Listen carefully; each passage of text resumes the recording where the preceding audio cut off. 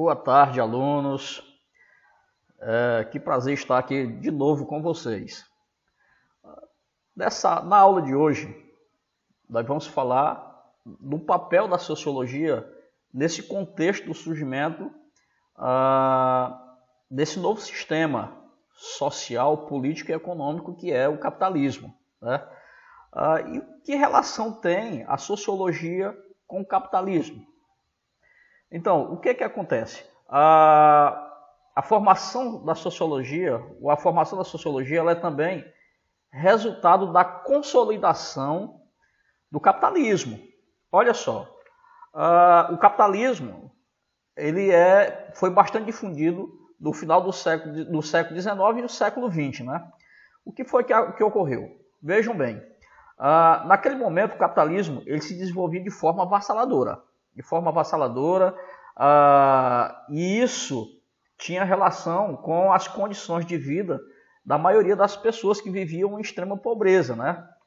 A pobreza também assolava muitas pessoas nesse período do surgimento do capitalismo. Como eu falei para vocês, o capitalismo é um sistema econômico que causa muita desigualdade social. E aí então nós temos dois momentos importantes da história: a Revolução Industrial lá na Inglaterra, certo? E depois, posteriormente, nós temos a Revolução Francesa, né? Então, como vocês sabem, ainda no sistema feudal, toda a produção era manufaturada, era feito à mão, né? De forma bem primitiva. Então, com o avanço da tecnologia e com a montagem dessas máquinas movidas a vapor e a água lá na indústria inglesa, o que acontece? Surge uma nova classe social, o chamado proletariado, que eram as pessoas que vendiam a força do seu trabalho em troca de salários. Como vocês podem ver aqui nessa imagem, né? Nós temos uma gravura aí que representando mulheres e crianças trabalhadoras em fábrica de tecidos inglesa. Elas operando máquinas movidas a água e a vapor. Bem à esquerda, se vocês observarem, nós temos uma criança que tinha um papel importante ali, que era de desembaraçar as fibras de algodão. Essa era a função delas, desembaraçar essas fibras. E aí, é claro que naquele momento não tinha essa questão da exploração do trabalho infantil, né? Então, a mão de obra era feita principalmente pelas mulheres ali. Então, em meio a essa nova formação, em meio à formação desse novo grupo social que é o proletariado, o que acontece com a industrialização? A formação de sindicatos, e aí começam a reivindicação desses trabalhadores por melhores salários e melhores condições de vida. E aí que vai surgir o nascimento dos sindicatos, né? Então, houve greves, muitos protestos aí no início, por conta das condições de trabalho. A carga horária delas era muito exaustiva. Elas trabalhavam 10, 12 horas de trabalho, até mais, né? Quando hoje a nossa carga horária, nossa carga de trabalho não pode ultrapassar 8 horas, né? Então, o trabalho era muito estafante. E aí surge esses problemas, né? Então, um dos objetivos, e esse contexto, pessoal, um dos objetivos da ciência foi o quê? Incrementar a produção de mercadorias a fim de torná-la eficiente e mais barata. E isso produzia cargas excessivas de trabalho dessas pessoas. Então, dessa maneira, as transformações produtivas que nós tivemos aí por intermédio da mecanização do trabalho, tiveram grande influência sobre a origem da sociologia e de outras ciências sociais. Então, esses conflitos, essas greves, né, este novo cenário em formação precisava ser compreendido. E aí entra três grandes estudiosos, né? Então, nesse período, vieram três grandes pensadores clássicos da sociologia. Quais são eles? Vou apresentar para vocês aqui Emile Durkheim, Max Weber e Karl Marx. Então nós vamos estudar esses três pensadores clássicos. Por quê? Porque com o surgimento dessa nova classe social e dos comportamentos dessas pessoas, esse fenômeno precisava ser estudado. E aí esses três pensadores aí, eles se ocuparam em em relacionar essas ciências, tanto a sociologia, né,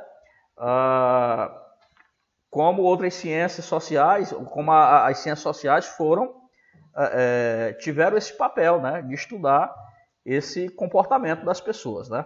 Então vamos falar primeiro de Émile Durkheim. O Durkheim é considerado por muitos o grande fundador das ciências sociais.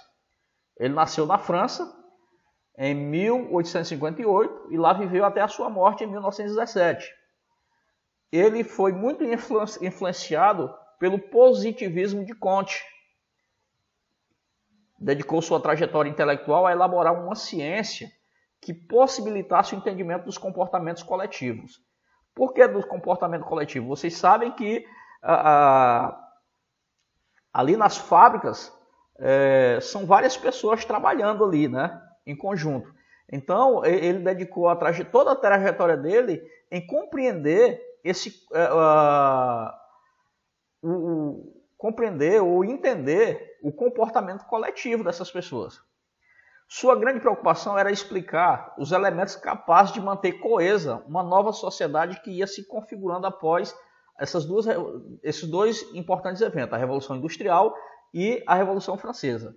Então, a Revolução Industrial e a Revolução Francesa, elas mudaram muito a forma de viver e pensar das pessoas, né? E continuam influenciando nos dias de hoje, né? Aí, Émile Durkheim, ele levanta sua primeira questão falando sobre a coesão e o fato social, né?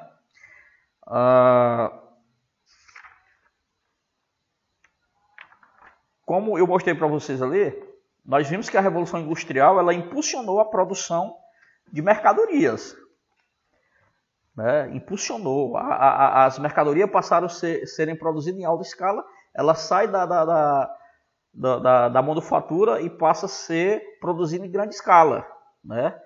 Causando, consequentemente, essa grande produção, ela aconteceu o quê? O maior abastecimento do mercado e também o barateamento dessas mercadorias. Então, quanto mais você produz, com mais rapidez, mais diminui os custos, né, dessa produção. E aí você pode vender de forma mais barata, né? Pois bem, então nós vimos que a Revolução Industrial impulsionou a produção de mercadorias, primeiro na Inglaterra e depois em outros países, né? A Revolução Francesa, que eclodiu em 1789, transformou as estruturas políticas e sociais francesas ao longo das décadas, né? Das décadas seguintes, e também repercutiu em todo o mundo. A sociedade feudal, que precedeu a sociedade capitalista, ela foi completamente destruída, acabou, né? Não existia mais. A monarquia ela foi substituída por instituições políticas, que tinham como fundamentos os ideais de liberdade, igualdade e fraternidade, né? Então, um novo pensamento. As escolas, que antes eram controladas pela igreja, foram para as mãos do Estado e agora elas se tornam laicas. A livre iniciativa, que era o processo de trocas mercantis, né, que nós tínhamos ainda lá no período feudal, ela foi estimulada por regras e leis criadas sobre a ótica da produção industrial, em franco crescimento. Pois bem, então no fim do século XIX, Durkheim ele observa que esse acelerado processo de transformação social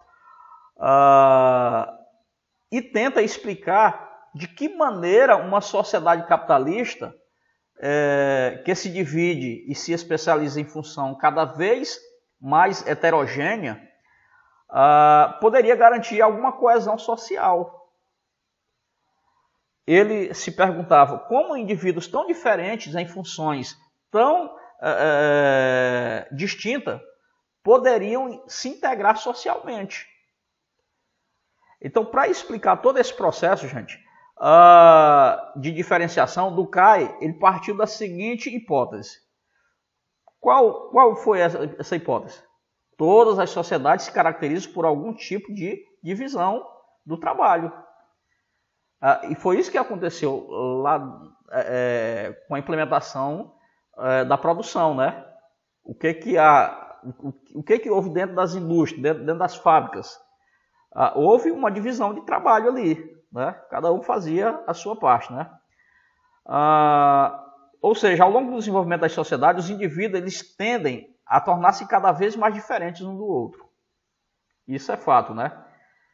Em sociedades com menor divisão de trabalho, os indivíduos são mais semelhantes entre si, quando comparado aos que fazem parte da sociedade em que a divisão do trabalho é maior. E aí, o Durkheim, ele observou que a coesão social da seguinte maneira. Em sociedade com a divisão de trabalho muito desenvolvida, predominaria o quê? Uma dinâmica dupla. Ao mesmo tempo que ocorreu uma diferenciação profissional, seria criada uma interdependência funcional. E aí eu coloquei até uma imagem para vocês aí, né? Ainda falando do antigo regime, né? Se vocês observarem essa figura aí, é a caricatura Gargantua de Honoré Daumier, criada em 1831. Nela, o então rei da França, Luís Filipe, pessoal, é satirizado ao ser comparado ao gigante, criado no século XVI, pelo escritor Rabelais. À direita, se vocês observarem aí, nós podemos ver os prédios e as chaminés, né, da cidade. À frente, os trabalhadores que colocam moeda nos cestos, e esses cestos vão direto para a boca do rei, né? À esquerda abaixo nós temos o rei, do rei, estão os documentos, né? Bem abaixo estão os documentos que garantiu a honra e o poder da nobreza e a Assembleia Nacional.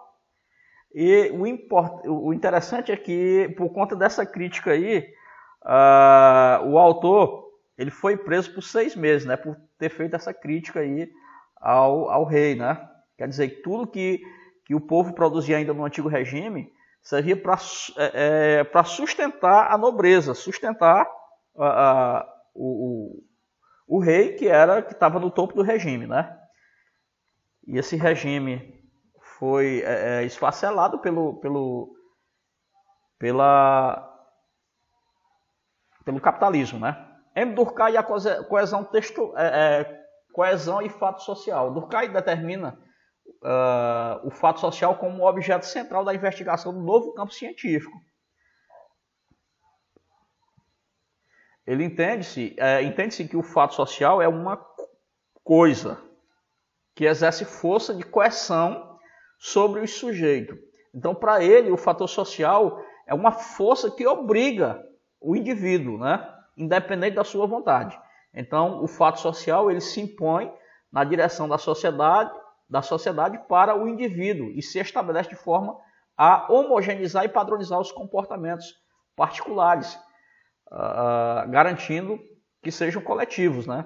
Então, isso que determina o que determinaria a nova sociedade formada naquele momento, né? Propositalmente, ele chama o fato social de coisa, para ressaltar que ele é o quê? Um objeto de sentido científico, ou seja, isso é algo que pode ser observado, definido e explicado pela ciência social. É por isso que ele usa a expressão coisa, né? Muito bem. Para Durkheim, seria considerado como fato social um fenômeno que se apresentasse uma generalidade, uma externalidade e uma força coercitiva externa dos indivíduos. Isso aí nós estudamos lá na página 138 do livro de vocês, né? E eu já tinha comentado isso com vocês, né? Vamos mais para frente. Agora eu vou falar de Max Weber, né? O Weber. O sociólogo alemão Max Weber é um dos principais teóricos da sociologia. e ocupa junto a Durkheim e a Karl Marx uma das bases chamada tríade da sociologia clássica. O Weber, pessoal, ele fundou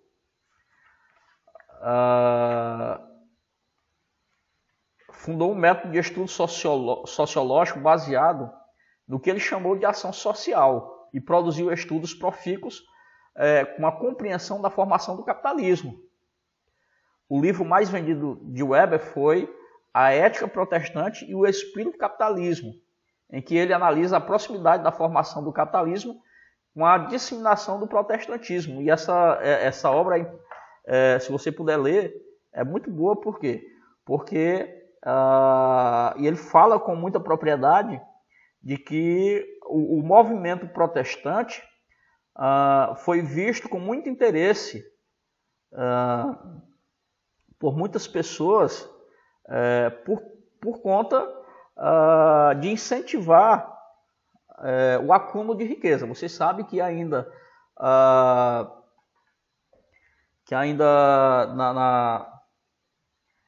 na Idade Média, né? Na Idade Média, a igreja exercia grande poder e a igreja pregava que para obter a salvação, as pessoas tinham que fazer voto de pobreza. As pessoas não podiam adquirir bens ou riquezas, né? Isso era o que a igreja pregava na época.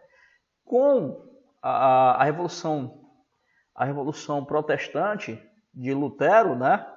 Aí muitas pessoas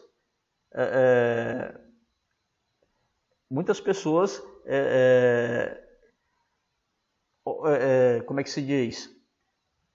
Muitas pessoas declararam apoio a Lutero, que em uma de suas teses, né, o próprio Calvino, diz que a riqueza é fruto, né, da benevolência de Deus.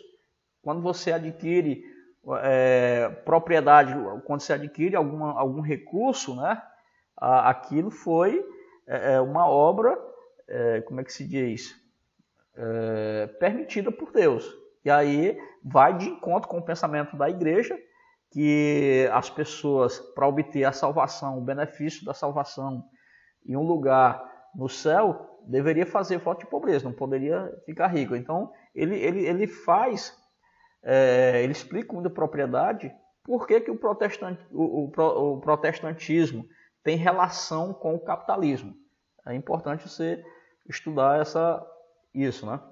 Então, Max Weber, ação social e tipos ideais. Primeiro, nós vamos definir o que é ação social. A ação social é entendida por Weber como qualquer ação realizada por um sujeito em meio social, que, no entanto, possua um sentido determinado por seu autor.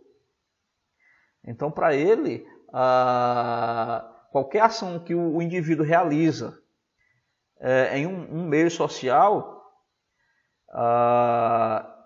tem que ter um sentido para quem o produz, no caso, o autor dessa ação, né? Weber faz ainda a distinção em relação a tipos ideais de ações sociais. Weber ele estipula 4 tipos ideais de ações sociais. Nós temos ação racional com relação a fins, ação racional com relação a valores e ação afetiva e ação tradicional, que é o que nós vamos estudar agora, né? O que é a uma ação social? É considerado como sendo relacionada a fins. Bom, ela tem como base a expectativa de alcançar fins racionalmente esperados, né? Então, esse tipo de ação, ela tem aquela expectativa de alcançar um fim já esperado. Por exemplo, investir um dinheiro para ter um rendimento futuro. Então, a ação é o quê? É investir o dinheiro. O que é que está racionalmente esperado ali? É claro que racionalmente se espera que quando você investe um dinheiro, você tenha o quê? Um rendimento desse dinheiro, né? Um retorno, né?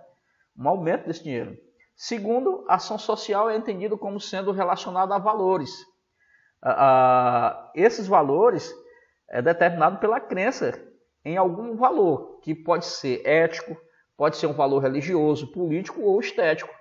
E o que motiva o indivíduo a fazer essa ação? A motivação ela não tem relação direta com o resultado. Com o resultado da ação, mas com o valor que dá sentido à ação. Né? Se vocês me entenderem bem, então esse tipo de ação ela é determinada pela crença em um valor que a pessoa valoriza. Né? E esse valor ele pode ser um valor ético, pode ser religioso, político ou estético. Por exemplo, a doação de um dinheiro ou o trabalho para determinada causa religiosa ou política, feita por princípio de fé e crença. Tá? Então, essa aqui é chamada a ação entendida como relacionada a valores. Aí o terceiro tipo é a ação do tipo tradicional. Essa ação do tipo tradicional se orienta pela tradição, que pode ser uma tradição familiar, cultural ou social. Essa é muito clara, né? Por fim, nós temos a ação afetiva. Essa ação afetiva, ela é realizada com base nas emoções do indivíduo, né?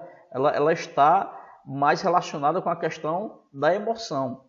O objetivo dela aqui, gente, é mostrar sentimentos pessoais como o choro do luto ou a risada de momentos alegres, sem, no entanto, levar em consideração os fins que ela deseja atingir. O que vale para ela ali são as emoções individuais. É por isso que ela é chamada de ação afetiva, certo? Então, essa é a nossa segunda aula. Uma boa tarde a todos, né? E continuem o estudo de vocês, estudando a página 137, 136, 137, né? E aí nós vamos falar de Karl Marx na próxima aula, ok? Aquele abraço, né? Bom estudo para vocês, tá? Abraço, gente.